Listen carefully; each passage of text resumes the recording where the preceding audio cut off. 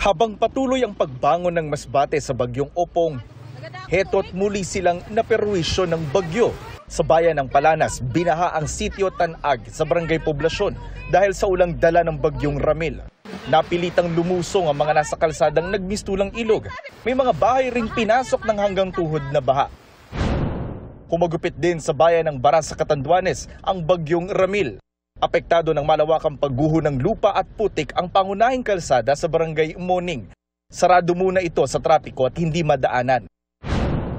Ramdam din ang malakas na ulan at hanging dala ng bagyong Ramil sa Sorsogon.